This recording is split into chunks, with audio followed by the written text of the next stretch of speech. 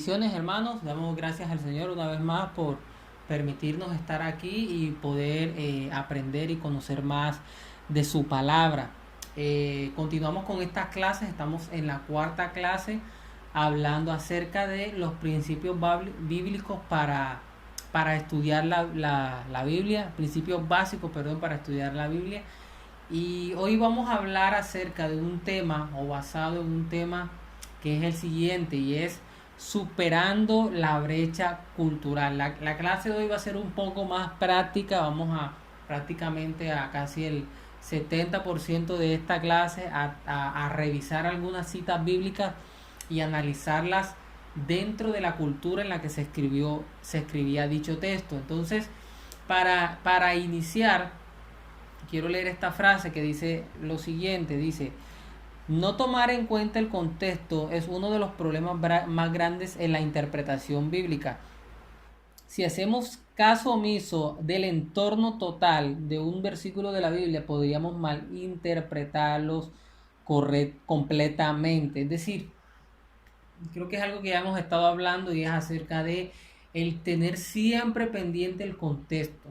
Y les mostraba un ejemplo donde cuando hablábamos de contexto, no solamente nos referimos al contexto del capítulo, es decir, el contexto del versículo 5 dentro de todo ese capítulo donde está ese versículo. En ese caso nos referimos también a ese contexto. No es leer un pasaje e interpretarlo sin leer qué estaba pasando antes y sin leer qué estaba pasando después. Lo segundo que también hay que tener muy en cuenta es entender el contexto sociocultural, es decir, el contexto de la época, de cómo vivían ellos ahí en ese tiempo. Mira lo que dice aquí. ¿Qué queremos dar a entender con la palabra cultura? Entonces, mire lo que dice: del mismo modo en que puede dejarnos perplejos la forma en que la gente hace las cosas en otros países, así puede dejarnos perplejos lo que leemos en la Biblia. Es decir, recuerdan el ejemplo que habíamos hablado acerca de si usted iba a otro país, a veces pues usted se sorprende de cómo es la cultura de ellos. Bueno, de ese mismo modo, nosotros al leer la Biblia entramos a otra cultura, a otro país, a otro tiempo, donde nos vamos a dar cuenta que hay muchas diferencias culturales y que si no las tenemos en cuenta no vamos a entender el texto con mayor claridad. Por esto es importante saber lo que la gente de la Biblia pensó, creyó, dijo, hizo y creó. En otras palabras, es importante saber cómo era la cultura en ese tiempo. Si no prestamos atención a estos asuntos culturales, entonces es posible que seamos culpables de eisegesis. Ya sabemos que es eisegesis y es tomar el texto, leerlo y ser yo el que le dé el significado. Eso es eisegesis. Lo que nosotros debemos hacer es exégesis y es extraer el significado que el texto me está dando.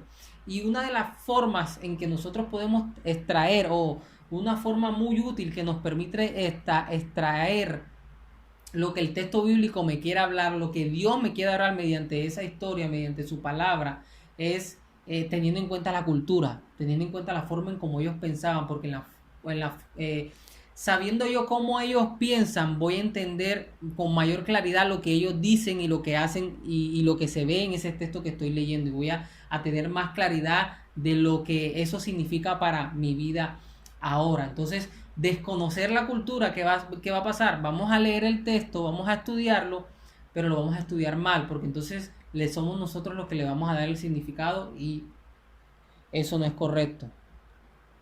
Entonces, ahora sí, como les decía antes, vamos a estar centrados más que todo en hacer algunos ejercicios y algunos ejemplos bíblicos de lo que acabamos de decir. Siempre tengamos en cuenta que las historias bíblicas que vamos a mostrar o los textos bíblicos que vamos a hablar ahora, los vamos a hablar dentro del marco cultural. ¿Cómo así? Es decir, cada texto que vamos a leer lo vamos a entender simplemente entendiendo la cultura o entendiendo el contexto en que se cita ese pasaje.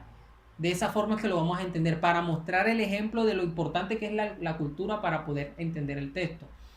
Entonces, en el aspecto político, hay varios versículos, esperemos que usted con tiempo los lea, No los vamos a leer todo, obviamente, pues porque no nos da tiempo. Son prácticamente 10 páginas con muchos textos que se nos explica detalladamente su significado dependiendo de la cultura en la que vivían. Pues obviamente no nos va a dar tiempo para leerlos todos, pero sí seleccioné algunos que consideré bastante importantes e interesantes estudiarlos ahora en clase. Entonces, en el aspecto político quise que estudiemos este, y es el de Filipenses 3:20. Mire lo que dice. Filipenses 3:20 dice lo siguiente: en cambio, nosotros somos ciudadanos del cielo, donde vive el Señor Jesucristo, y esperamos con mucho anhelo el que regrese como nuestro Salvador. Es decir, ¿por qué, por qué Pablo, por qué Pablo dice que nosotros somos ciudadanos, perdón, por qué Pablo dice que nosotros somos ciudadanos del cielo? ¿Por qué Pablo dice eso? Bueno, lo que sucedía era que, recuerde que Pablo le está hablando a los filipenses, y la ciudad de Filipo era una colonia de Roma. Es decir, las personas que vivían ahí no tenían ciudadanía romana. Entonces ellos, los hermanos que vivían en Filipo, no tenían ciudadanía romana. Pero en ese tiempo en que Pablo está hablando, hubo un emperador que se llamó, que tiene este nombre, Octavio Augusto, que les otorgó los derechos italianos. Es decir, ya eran ahora sí iban a ser ciudadanos legales del imperio, ahora sí iban a ser ciudadanos legales de Italia, de Roma.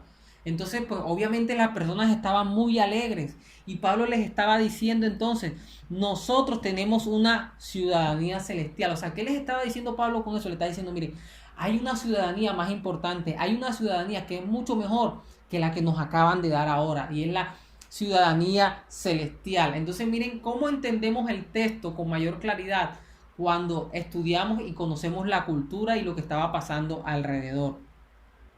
Obviamente esto tiene una gran aplicación para nuestras vidas. ¿Y cuál sería esa aplicación? O qué es lo que debemos entender para nuestras vidas. Y es que no importa cuántos títulos tengamos, no importa si usted tiene un título, si no tiene ningún título, no importa cuántos logros hagamos hechos, lo mejor que vamos a poder obtener es la ciudadanía celestial, el ser hijos de Dios y el compartir con el Padre, con el Hijo y el Espíritu Santo en las bodas del Cordero y en el reino milenario y por la eternidad. Entonces, miren que es algo muy bonito de lo que habla Pablo, y cómo hace esa comparación entre la ciudadanía que se les había dado a ellos en ese momento y la ciudadanía que ellos tenían, que era mucho mejor, mucho más grande y que brindaba mucha más esperanza. Ok, otro texto dentro de su contexto cultural, y es este. Ustedes recuerdan la historia de Jonás, que Jonás, cuando Dios lo mandó a Nínive, él se negó a ir. Y él dice la Biblia que él se fue a Tarsis. Y la pregunta sería, bueno, ¿por qué Jonás quiso ser desobediente? Y con esto que voy a decir, no quiero decir de que no quiero favorecer a Jonás o justificar la desobediencia de Jonás. Está claro de que lo que hizo Jonás es desobediente. Pero hay que entender el contexto cultural y saber por qué Jonás no quiso o no quería ir a Nínive. Y la respuesta es porque Nínive en ese tiempo, es decir, en la historia de Nínive en ese tiempo, Nínive era una ciudad completamente asesina. Era la capital del imperio asirio y era una ciudad desastrosa, era muy pero muy mala. Se dice de que cortaban la cabeza de los jefes, de los militares de las naciones a las que ellos entraban y acababan, y las amontonaban. ¿Qué otras cosas hacían? Empalaban a los cautivos. Empalar significa que ponían una estaca en una pared y los clavaban a ellos ahí. Entonces Nínive era la capital del imperio asirio y era una ciudad muy mala. Y Jonás no quería predicarles a Nínive porque Jonás quería de que esa ciudad Dios la acabara. Si usted si usted lee el libro de Jonás al final, Jonás él mismo le dice a Dios: por eso era que no quería predicar, porque yo sabía que tú eras un Dios clemente y que los ibas a perdonar y no los ibas a destruir. Entonces, por esa razón, y ahí podemos entender un poco por qué la desobediencia de Jonás, entenderla más no justificarla. Y podemos entenderla porque sabemos que Jonás no quería predicar, no porque no le daba la gana, sino porque sencillamente él no quería predicarle, porque él sabía de que si se arrepentían, Dios los perdonaba. Y él lo que quería era que Dios los destruyera. Entonces, ahí vemos, y eso nos va a ayudar a entender un poco por qué esa actitud de Jonás a la hora de negarse en primera instancia a obedecer lo que Dios le había dicho. Otro punto. ¿Qué quería dar a entender Jesús al decir, si alguno viene en pos de mí, niéguese a sí mismo y sígame? Bueno, es una frase muy útil, muy usada. eh, Creo que es una de las frases más usadas para evangelizar.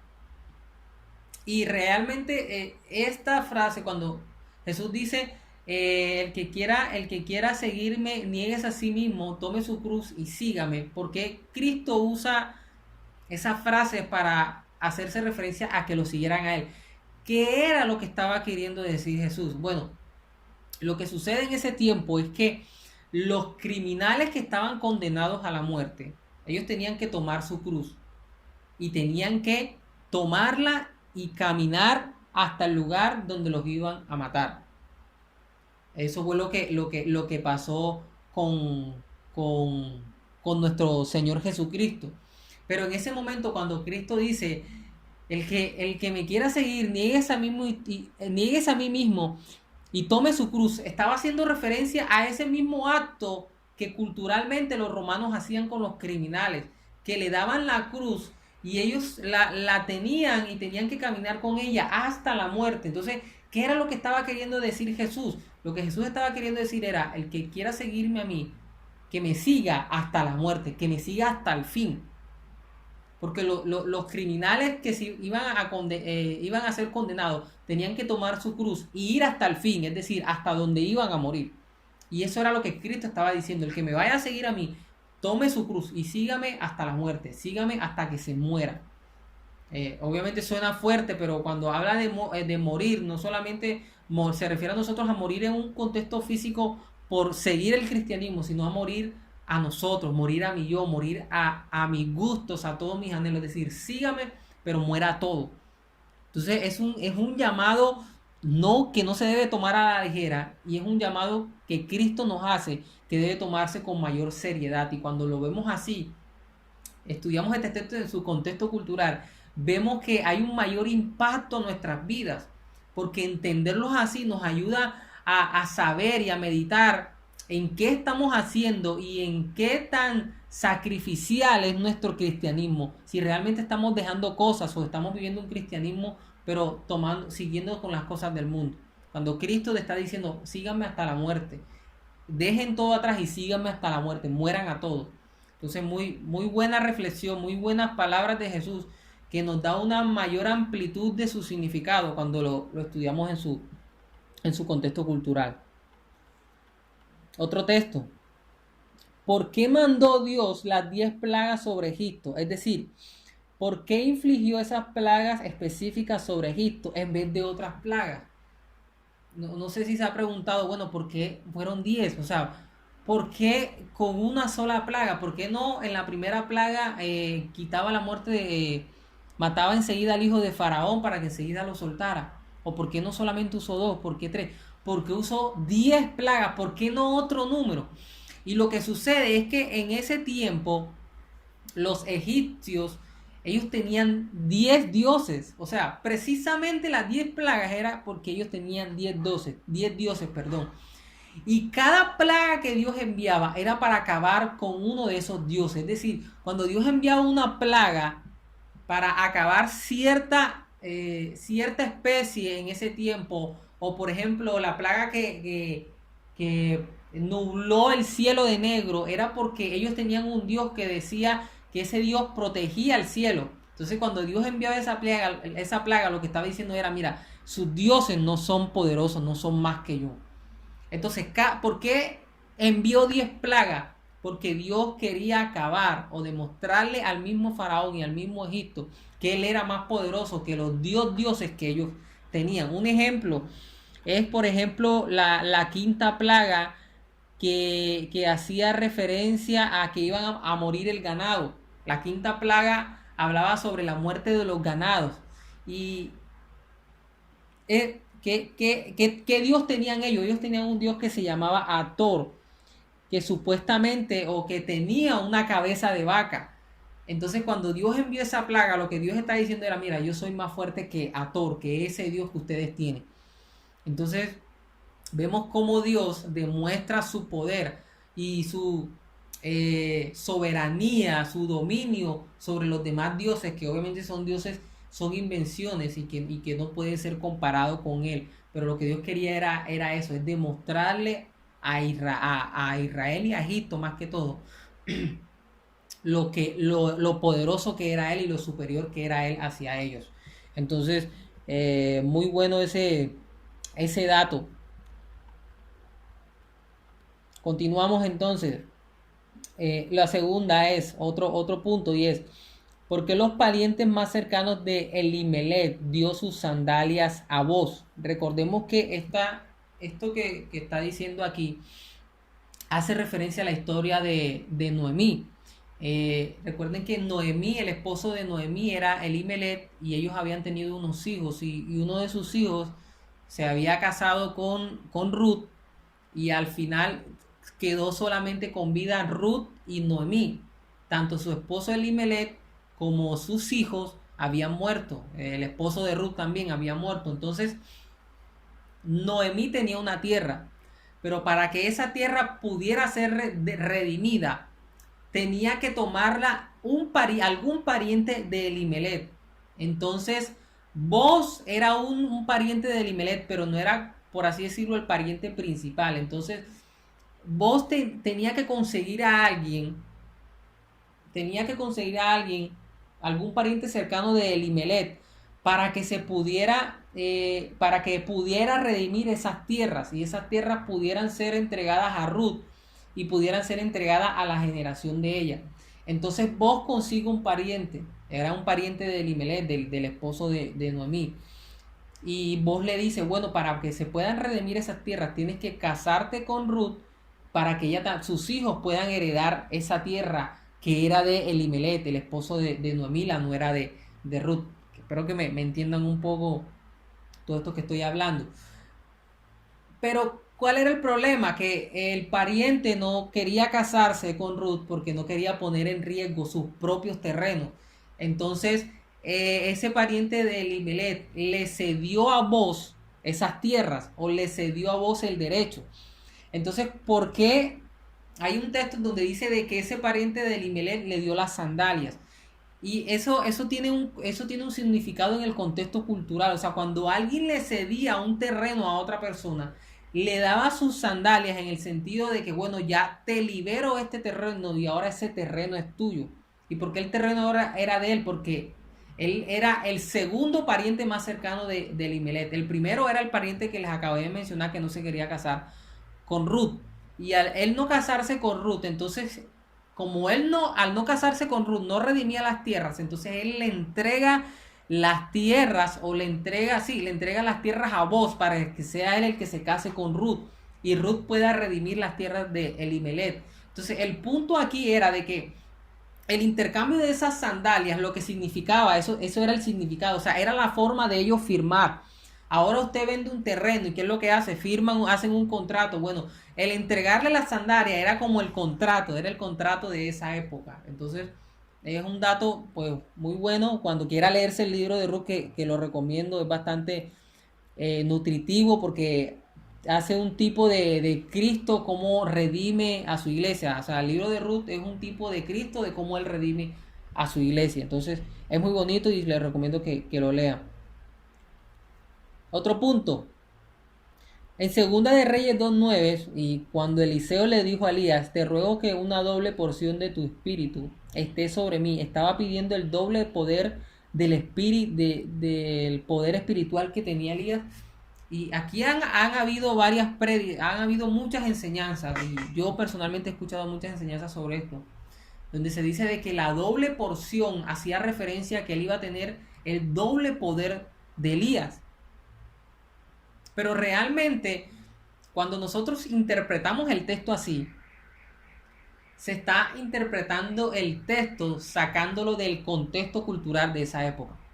Porque la palabra doble porción en esa época tenía un significado exacto, un significado literal. O sea, nosotros no podemos tomar ese significado de doble porción y decir que esa doble porción significa doble unción. ¿Por qué? Porque el significado que el texto da de doble porción es otro. O sea, cuando yo digo que la doble porción significa doble poder, yo soy el que le estoy poniendo ese significado. No es ese el significado. Y entonces usted mira, bueno, entonces ¿cuál es el significado? Quiero que leamos Deuteronomio 21:17. Vamos a leerlo. Deuteronomio 20. Ok, Deuteronomio 21:17. Mire lo que dice: mas al hijo de la aborrecida reconocerá como primogénito para darle el doble de lo que le corresponde. Aquí lo estamos leyendo en Nueva Traducción Viviente. Voy a pasarlo. Ah, no, perdón, estamos leyendo Reina Valera. Entonces mire lo que dice: mas el hijo de la aborrecida reconocerá como primogénito para darle el doble de lo que de lo que correspondiere a cada uno de los demás. Quiero que entienda algo. Aquí, para ponerte en contexto, aquí se están hablando acerca de algunas leyes que Moisés está recordando a la generación que iba a entrar a la tierra de Canaán. Y una de esas leyes es que si un hombre tiene dos mujeres, y normalmente él siempre iba a amar a una más que otra, la aborrecida que se habla ahí no es una mujer que él aborrece, sino que es una mujer que en comparación con otra ama menos. Entonces, para que quede claro. Entonces, Moisés está recordando y dice: si esa mujer que ama menos tiene, con ella es que tiene el primer hijo, o sea, tiene el hijo mayor, y con la mujer que ama más tiene el segundo hijo y puede tener ese hijo entre las dos, pero el primer hijo, es decir, el mayor lo tuvo con ella, con la que ama menos. Aún así, a ese hijo, a ese primogénito, tiene que darle una doble de lo que le correspondiere a cada uno de los demás. En otras palabras, ¿qué significa la doble porción? Que cuando una persona iba a morir, le daba su herencia a sus hijos, obviamente, pero el hijo mayor tenía doble porción. ¿Por qué? Porque iba a recibir una herencia de tierras, pero también él iba a ser el nuevo líder de esa familia. O sea, él era el primogénito, se convertía en el sucesor de esa familia. Por eso era una doble porción, porque recibía tierras como sus demás hermanos, pero al mismo tiempo era el sucesor. Entonces tenía una doble porción. Por eso era una doble porción. Entonces, en ese contexto cultural es que se escribe este texto de Segunda de Reyes, y en ese contexto es que Eliseo habla y le dice: quiero una doble porción. ¿Qué le estaba diciendo Eliseo a Elías? No le estaba diciendo: quiero un doble poder tuyo, no. Lo que Eliseo le estaba diciendo era: quiero ser tu sucesor, quiero ser el nuevo profeta. Después de ti, yo quiero ser ahora el profeta. Ahora, si Eliseo hizo milagros, hizo grandes milagros también, igual que Elías, quizás algunos se pueden, a la vista humana, podemos decir, bueno, fueron más notorios, más grandes. Sí, puede que sí. Pero el texto ahí lo que me está diciendo es, en el contexto cultural, es que lo que Eliseo le estaba pidiendo era: quiero ser tu sucesor. Eso es lo que significa, bajo lo que leímos en Deuteronomio. Entonces, para que lo tengamos muy claro. Hay otro texto que esto lo usan mucho los testigos de Jehová, donde habla de que Cristo es el primogénito. Eso está en Colosenses 1:15. Y esta secta, esta doctrina errónea, dice que ese texto lo que significa es que Cristo es el primogénito, es decir, que es el primer ser creado. Entonces, si nosotros leemos de forma literal y nosotros decimos: es que sí, el primogénito significa el primero, es decir, que fue al primero a quien creó, vamos a caer en ese error. Y como les dije antes, hay textos que para poder entenderlo debemos leerlo en su contexto, y este texto de Cristo como el primogénito de la creación es uno de esos. Cuando nosotros leemos el contexto de ese texto, podemos ver y podemos notar de que cuando habla de que Cristo es el primogénito de la creación, perdón, se está haciendo referencia a que Él es el heredero. No que Él es el primer creado, sino que Él es el heredero. Otro dato adicional, y es que en el idioma original en que se escribió el texto del Nuevo Testamento, especialmente Colosenses, que es en griego, Pablo ahí usa una palabra, es decir, el primogénito tenía dos formas de escribirse, y Pablo usa una palabra que es esta, que es prototisis, no sé si se pronuncia así, pero esta palabra en el griego original no hace referencia al primogénito, no como el primer creado, sino como el más importante. Entonces vemos que en el griego, para la palabra primogénito, habían dos palabras. Estaba esta y estaba esta que está acá arriba, prototocos. Y esa prototocos significa el primer creado, el primer en nacer. Pero esta que les mencioné acá es con la que se escribió primogénito en ese texto, en el idioma original. Y esta palabra en el griego lo que significa es el más importante. Entonces, cuando nosotros leemos la palabra primogénito en Colosenses y miramos el contexto, nos vamos a dar cuenta de que se está refiriendo no a que Cristo fue el primer creado, sino a que Cristo es el más importante y es el heredero de toda la creación. Entonces ahí vemos cómo cambia sustancialmente este texto. De igual forma hay otros textos que usted puede ver en Hebreos 1:2, donde también se habla de que Cristo es el heredero de la creación.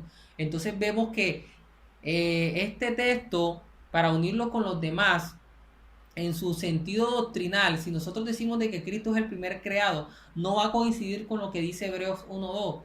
Entonces vemos que es más lógico por la forma en cómo se escribió y por el contexto de que signifique lo que les acabé de decir, y es primogénito como el más importante y el heredero.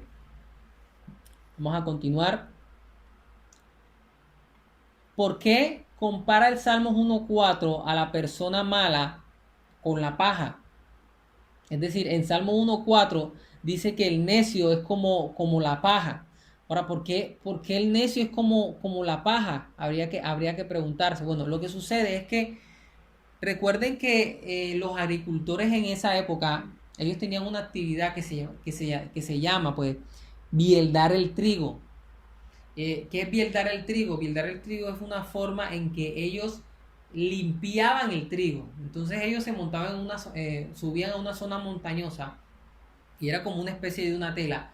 Y ahí tenían el trigo, y el trigo pues obviamente cuando se arranca tiene mugre, tiene hojas, tiene paja. Entonces, ¿qué sucedía? Que ellos cogían esa malla, por así decirlo, donde estaba el trigo y la tiraban hacia arriba. ¿Qué sucedía? Que el trigo por su peso volvía y caía, pero la paja, que era liviana, se la llevaba el viento. A eso es lo que se le conoce como bieldar. Entonces, ¿por qué en Salmos dice que el necio es como la paja? Porque lo que está haciendo referencia es que al necio lo lleva el viento, o sea, no tiene camino, no tiene propósito. Y en segundo lugar, es algo inútil. Entonces vemos que en Salmo 1:4 se le está hablando fuerte al necio, o sea, le está diciendo, mira, tú eres como la paja. ¿Por qué? Porque la paja se la lleva el viento. Y en segundo lugar, es algo inútil, algo que hay que sacarlo del trigo porque eso no sirve, porque no se puede conservar, porque no se utiliza, es inútil. Entonces miren cómo el contexto cultural de los agricultores explica mejor este texto en Salmo capítulo 1, versículo 4. Otro texto dentro de su contexto cultural. ¿Por qué Amós daba a las mujeres llama a las mujeres de Betel vacas de Basán en Amós 4:1? No sé si usted ha leído el libro de Amós. Y hay un texto donde él dice a las mujeres vacas de Basán. A primer lugar pareciera que fuese un insulto, pero realmente no es un insulto, y si es un insulto no es tan fuerte.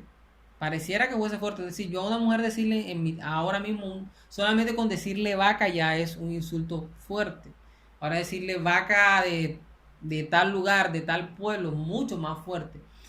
Pero en ese tiempo decirle a una mujer vacas de Basán era bueno, no como tal un insulto, pero no, era más que todo, era como decirle algo bueno, entre comillas, por así decirlo. ¿Por qué? Porque en el contexto cultural, en el contexto social en que ellos vivían, las vacas de Bazán era el sector de esas vacas, eran unas vacas gordas, eran unas vacas bien alimentadas, eran unas vacas bonitas. Entonces, bueno, cuando eh, Amós llama a las mujeres vacas de Bazán, se estaba refiriendo a las mujeres ricas. O sea, las vacas de Bazán, Amós las estaba hablando en un lenguaje figurado y le estaba diciendo, miren, ustedes mujeres ricas. Les está llamando así mujeres ricas. Y otro significado es que eran perezosas. Por eso les dije, si era un insulto no era tan grave. O sea, aunque sí es grave en el sentido de que, bueno, ser perezoso es algo grave, pero no como tal en la palabra, que es por así decirlo, una agresión fuerte. No es tan fuerte decirle a una persona eh, perezoso a decirle, no sé, otra palabra mucho más fuerte. Entonces, vacas de Bazán se estaba refiriendo a qué? A las mujeres ricas en el contexto cultural en que Amós hablaba. Ok, vamos con otro versículo para analizar en su contexto cultural. ¿Por qué el Señor le dijo a Jod en Jod 39:1? ¿Conoces tú el tiempo en que paren las cabras monteses? O sea, parece una pregunta como que, bueno, ¿qué pregunta es esa? O sea, ¿qué tiene que ver eso con lo que Jod estaba pasando? Tiene que ver mucho. Tiene que ver mucho. ¿Por qué? Porque cuando Dios le pregunta a Jod, ¿conoces tú el tiempo en que paren las cabras monteses? Las cabras monteses son esas cabras que nosotros vemos en las montañas, que suben, son las mismas que habla Habacuc, por cierto, son esas cabras que suben las montañas de forma vertical, que uno las ve y pareciera que se van a caer, pero tienen unas piernas tan fuertes que logran saltar, saltar y seguir saltando hasta llegar a lo más alto de la montaña.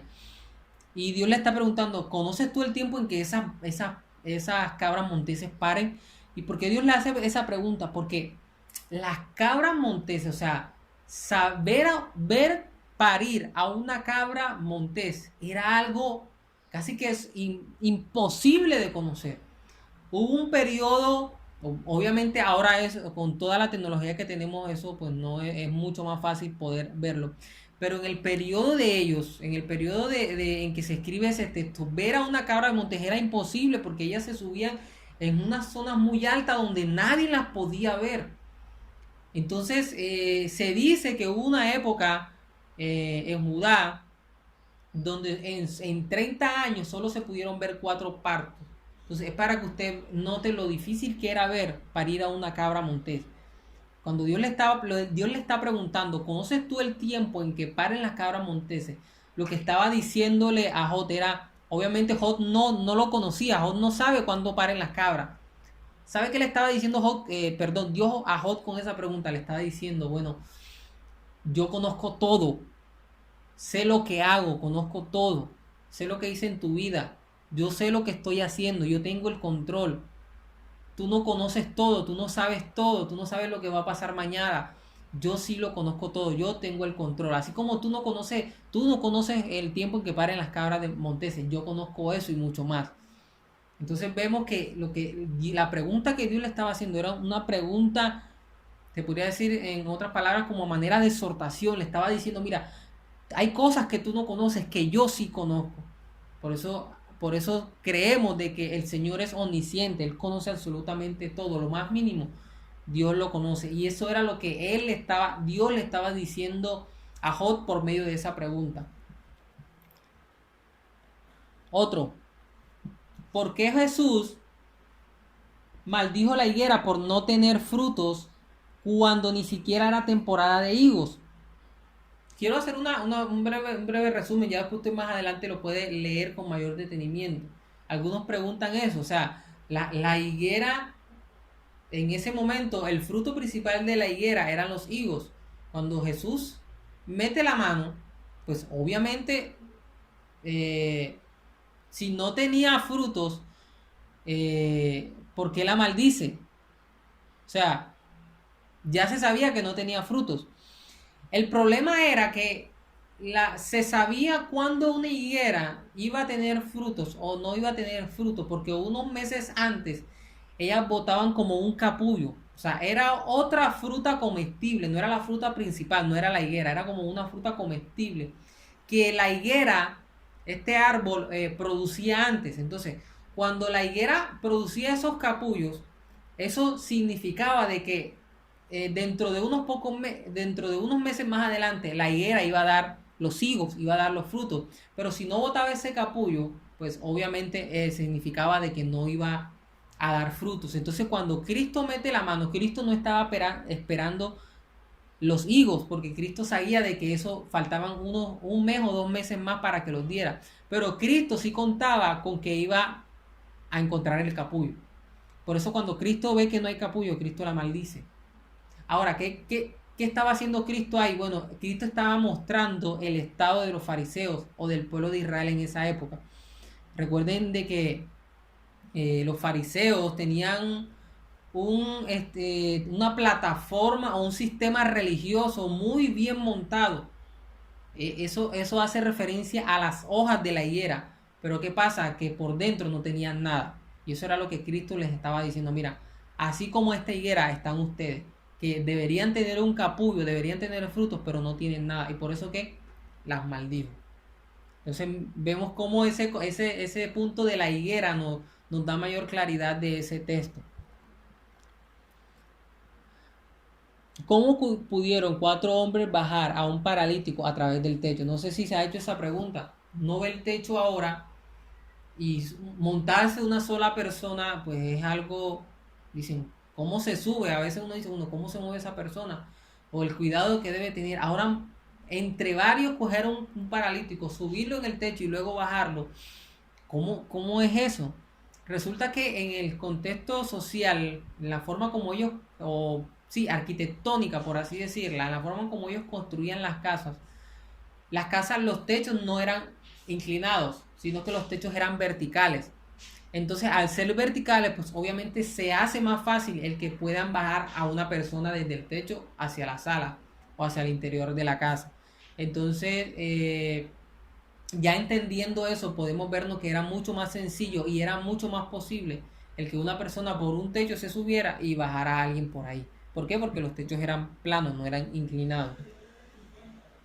Otro, ¿por qué se reunieron los discípulos en un aposento alto? Bueno, resulta que en las casas eran muy pequeñas al interior, pero en la parte de arriba, por lo general, a lo que se le conoce como la azotea, eran lugares más altos. Entonces, ¿qué sucedía? Que ellos se reunieron allá arriba porque era un espacio, ¿qué? Era un espacio más espacioso. Esa es la explicación. Es decir, las construcciones de esas casas en su interior eran pequeñas, pero la parte de arriba eran bastante amplias. Entonces, por eso ellos se subieron allá arriba, por eso se reunieron en aposento alto, porque era un lugar mucho más amplio. ¿Qué significa el mandamiento? Ciñe ahora tus lomos en Job 38:3, 47 y en Primera de Pedro 1:13.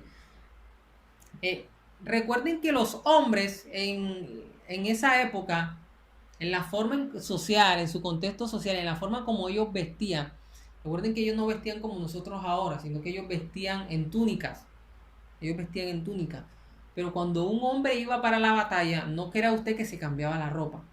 ¿Qué hacía? Ellos se ponían un cinturón, más o menos por el lado de la cintura. ¿Con qué fin? Con el fin de que cuando fuesen a pelear, la túnica al ser ancha, pues obviamente si peleaban así iba a ser muy incómodo y no iban a pelear bien. Entonces ellos lo que hacían era que se ponían ese cinturón para ajustarse la túnica al cuerpo, con el fin de que ellos pudieran pelear o pudieran trabajar, porque también servía para trabajar, ayudaba a trabajar sin ningún inconveniente. Entonces lo que está diciendo el texto ahí es, estén atentos, no se descuiden. O sea, nosotros tenemos que tener nuestro lomo ceñido. ¿Cómo así? Debemos de estar siempre preparados para la batalla, preparados para servir al Señor, preparados para hacer la obra. Entonces, eso es lo que significa ceñir sus lomos, es estar preparado, que ese era el significado para ellos, era una forma de ellos ceñir sus túnicas, la ropa para estar preparado para trabajar o para ir a la guerra. Lo mismo para nosotros. Ceñir los lomos es estar preparado, pero para orar, para predicar, para enseñar la palabra del Señor y para servir al Señor y muchas otras cosas que la palabra del Señor nos manda. Otro. ¿Qué significa la frase en Oseas 7:8? Efraín es como una torta no volteada. Bueno, resulta que los panes, las tortas, por así decirlo, habían ocasiones que ellos las cocían y a veces un lado quedaba más cocido que otro. Incluso un lado a veces no quedaba ni siquiera cocido, seguía estando crudo. Y el otro lado seguía muy cocido, cosa que nos sigue pasando ahora. Entonces cuando Oseas le dice a Efraín que es como una torta no volteada, lo que le está diciendo es, Efraín es como esa torta que por un lado está cocida y por otro lado no. En otras palabras, lo que Oseas le está diciendo a Efraín, obviamente se está refiriendo a la nación de Efraín, al pueblo de Israel como tal, lo que le está diciendo es, ustedes son inestables, ustedes nunca están bien, ustedes están arriba y luego abajo, arriba y están abajo, o sea, como esa torta que por un lado está cruda y por otro lado está cocida, así son ustedes de inestables, no están bien, no están cocidos. Estaba ahí, o sea, le estaba hablando al reino del norte. Recuerden que en ese momento ya el reino del norte estaba separado del reino del sur y ahí, o sea, le estaba diciendo eso era a Israel. Recuerden que estaba Israel, reino del norte, y Judá, reino del sur. Entonces, cuando hablaba de Efraín, se estaba refiriendo a toda Israel. ¿Por qué se estaba refiriendo a Efraín y no a otra tribu? Porque Efraín en ese momento era, digamos que la tribu más predominante, era la que tenía más habitantes, por así decirlo. Entonces, a eso se estaba refiriendo, o sea, cuando le decía que era una torta no volteada, o sea, era alguien inestable. Otro, fue una falta de respeto que Juan se reclinara sobre el pecho de Jesús en la última cena. Si yo eso lo hago ahora es una falta de respeto. Pero en los tiempos de Jesús, cuando ellos iban a cenar, las sillas no eran como esta, que tienen un espaldar. Las sillas simplemente tenían donde uno sentarse, pero no tenían espaldar. ¿Eso qué quiere decir? Que había momentos en que la persona, pues obviamente de estar tanto tiempo sentado, se cansaba. Y lo que hacían era que se reclinaban ante la persona que estaba al lado. ¿Para qué? Para descansar su cuerpo. Entonces, no eran malos modales, era algo válido dentro de la cultura del pueblo de Israel. Pues obviamente eso para nosotros sí es una mala educación. Entonces, para que tengamos claro eso, que realmente no era una mala educación, sino que culturalmente incluso eso hasta estaba bien visto hacer eso. Seguimos. ¿Por qué dijo Santiago que se ungiera a las personas enfermas con aceite? Creo que esa ya lo habíamos dicho antes. Y bueno, esto lo puede leer con mayor detenimiento, pero en un resumen, lo que hacía el aceite era refrescar a las personas enfermas. Es decir, el aceite era como algo que se le echaba al enfermo para que se refrescara. Entonces, cuando Pablo le dice ungir, era eso, era como que froten aceite. ¿Para qué? Para que se refresque. Fue esa misma palabra de ungir ahí en Santiago, es la misma palabra que se usa cuando esta mujer derramó perfume a los pies de Jesús. ¿Qué era lo que estaba haciendo esta mujer? Estaba ungiendo, estaba frotando, estaba refrescando los pies de Jesús. Era un símbolo de adoración hacia Él. Entonces eso era lo que significaba el ungir a una persona enferma con aceite. Entonces, más que un ritual, o sea, no veamos el ungir a una persona con aceite como un ritual, es decir, es algo que si no lo hacemos, si no ungimos a alguien, esa persona no se va a sanar, no. Eso no era un ritual, eso era más que todo, era una práctica cultural para refrescar a los enfermos. Era como equivale en nuestro tiempo a darle a alguien una pastilla, algo para que alivie el dolor o el malestar que tenga. Entonces eso para que lo tengan en cuenta, no es un ritual que debemos hacerlo igualmente nosotros aquí, o que si no lo hacemos así, esa persona no se va a sanar o no va a ser libre. No hay nada bíblico para decir eso. Entonces, poniendo este texto en su entorno cultural, ya tenemos una mayor luz de lo que quiere decir. ¿Por qué el hombre en Lucas 9:59 dijo que quería ir a enterrar a su padre antes que pudiera seguir a Jesús? Esta es una pregunta que personalmente también me hacía. Y era por qué Jesús, bueno, primeramente porque él le dijo que él quería primero ir a enterrar a su padre y luego seguirlo. Y por qué Jesús le dijo, deja que los muertos entierren a sus muertos. Lo que sucede es que en la cultura judía, las personas, era el hijo, era el que tenía que enterrar al padre. Entonces, ¿qué pasa? Que el hijo no se podía separar de su padre, eh, en distancia mucho. No se podía separar en distancia el hijo con el padre. No podía ser muy distante, no podían vivir muy distante. ¿Por qué? Porque en la cultura judía era el hijo el que enterraba al padre. Entonces cuando el hombre le dice, déjame enterrar a mi padre y luego te sigo, no era que el papá estaba muerto y él iba a enterrarlo, demoraba 3 horas y luego seguía, no. El papá estaba vivo, lo que le estaba diciendo él era, ahora que se muera mi papá, yo te sigo. ¿Qué quiere decir eso? De que si pasaban 10 años y el papá no moría, pues obviamente te iba a esperar 10 años para seguirlo, pues ya no daba tiempo. ¿Para qué? Ya Jesús ya había resucitado, muerto y resucitado. Entonces, lo que Jesús le estaba diciendo cuando le dijo, deja que los muertos entierren a su muerto es, sígueme ahora, sígueme ya, o sea, no esperes al otro año, no esperes a que pase esto, a que pase aquello, sino que sígueme ahora. Por eso el llamado de seguir al Señor es hoy, no es mañana. Y muchas personas toman esa misma actitud de joven y de ese joven y bueno, ahora que solucione esto, ahora que cambie esto, ahora que mejore esto. Pero el llamado de Cristo es, sígueme ahora, deja que los muertos entierren a sus muertos. Deja que las personas que no me siguen a mí hagan eso, que no creen en mí hagan eso. Pero tú síguelo hoy, síguelo ahora. Eso es lo que significa el texto. Entonces vemos que el joven pues no le estaba dando, o sea, si el papá, como lo dije antes, si el papá duraba 20 años con vida, entonces en 20 años era que lo iba a seguir, pues obviamente ya no daba tiempo. Entonces eso es el significado de ese texto cuando dice deja que los muertos entierren a sus muertos, o lo que quiso decir el joven cuando lo dijo deja enterrar a mi padre, y era espera que se muera, pasen 1, 2, 3, los años que tenga que pasar, y después que se muera yo lo entierro y voy y te sigo. Otro punto. Porque eran insensatas las vírgenes por haber tomado las lámparas pero sin aceite extra. Recuerden que ambas, o sea, las 10 vírgenes, todas tenían sus lámparas llenas. Pero ¿qué sucedía? Que en la cultura judía, en el matrimonio, en la ceremonia de una virgen a la hora de casarse, ¿qué sucedía? Que ellas tenían que tener como una lámpara llena.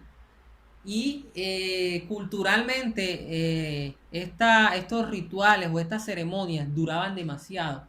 Entonces, ¿qué sucedía? Que la mujer que se iba a casar siempre tenía aceite extra. Porque como ella sabía de que eso demoraba mucho, pues ya tenía aceite extra para llenar su lámpara y seguir con la ceremonia sin ningún problema. Entonces, ¿por qué estas mujeres eran insensatas? Porque no tenían ese aceite extra.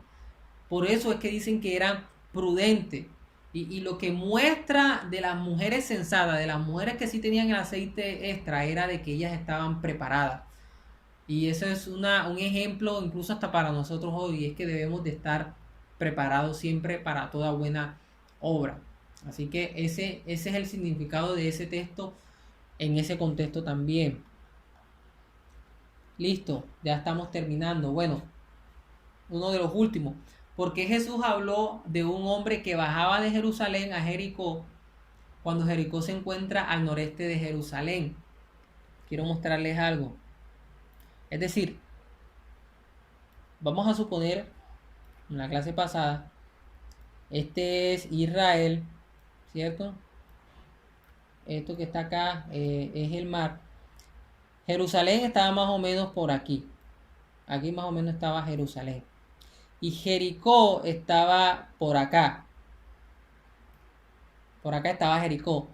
Entonces, Jesús decía de que como este Jerusalén que estaban bajando a Jericó, o sea que de aquí estaban bajando a Jericó. Pero si usted se da cuenta, aquí no está bajando, sino que aquí está subiendo. Entonces, ¿por qué Cristo dice que está en Jerusalén y está bajando a Jericó? Cuando realmente Él está subiendo a Jericó, porque Jericó está acá arriba y Jerusalén está acá abajo. Y lo que sucede es esto, de que voy a borrar esto. ¿Por qué Cristo dijo que estaba bajando? Bueno, es por lo siguiente. Lo que sucede es que Jerusalén, Jerusalén estaba en una parte más alta. Jerusalén estaba en una parte más alta. Pero Jericó estaba en una parte más baja. Entonces, cuando Cristo está diciendo de que Jerusalén, que las personas estaban de Jerusalén bajando a Jericó, se estaba refiriendo era con relación a la altura en que estaban los dos terrenos. O sea, estaba bajando porque Jerusalén estaba más alta y Jericó estaba más baja. Un ejemplo muy claro pasa en nuestra ciudad de Colombia, entre Barranquilla y Bogotá. Si yo miro Bogotá, Bogotá está debajo de Barranquilla. O sea, yo podría decir que voy a bajar a Barranquilla, pues realmente no. Lo que yo voy a decir es voy a subir a Barranquilla. Aunque Barranquilla, aunque Barranquilla está arriba y geográficamente uno podría decir, planimétricamente uno podría decir, no, voy a bajar a Barranquilla. Realmente no es correcto decir así. Lo correcto sería es voy a subir. ¿Por qué? Porque Barranquilla está sobre el nivel del mar, pero Bogotá está mucho más arriba. Entonces realmente lo que yo estoy haciendo no es bajando, sino que estoy subiendo. Entonces pasa lo mismo. Es lo mismo aquí. Aquí también es como decir, bueno, los habitantes de Barranquilla subieron a Bogotá. Y está correcto, está bien dicho porque realmente es así. Estamos subiendo. Porque Bogotá está más alto, por eso pues obviamente hace más frío allá. Entonces, para que lo tengamos claro.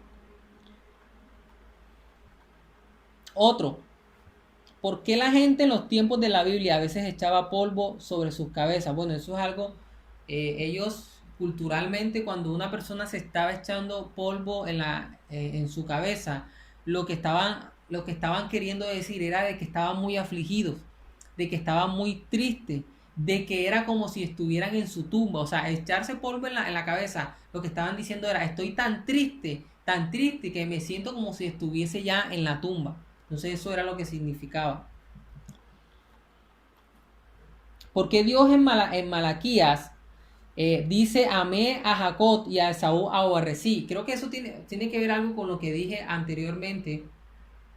Y es que en el contexto de ellos, cuando Dios le habla en el mismo lenguaje cultural de ellos, ¿y qué sucedía en el lenguaje cultural de esa época? Que las personas en su testamento, cuando le querían dar algo a alguien y no le querían dar nada o le querían dar poco a otra persona, ellos usaban la palabra amar y aborrecer.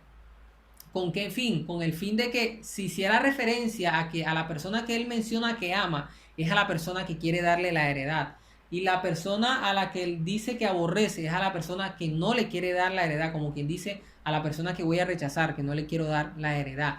En cierto sentido, lo que está significando a este amo y a este aborrezco es a este elegí y a este no elegí. Entonces lo que Dios está diciendo ahí en Malaquía cuando dice amé a Jacob y a Esaú aborrecí, lo que está diciendo es a Jacob lo amé, es decir, a Jacob lo elegí como mi pueblo, pero simplemente a Esaú no lo quise elegir como mi pueblo. Dios está usando el mismo lenguaje cultural en esa época. Y eso es lo que significa en esa época. Eso es lo que significa cuando dice amé a Jacob y a Esaú aborrecí.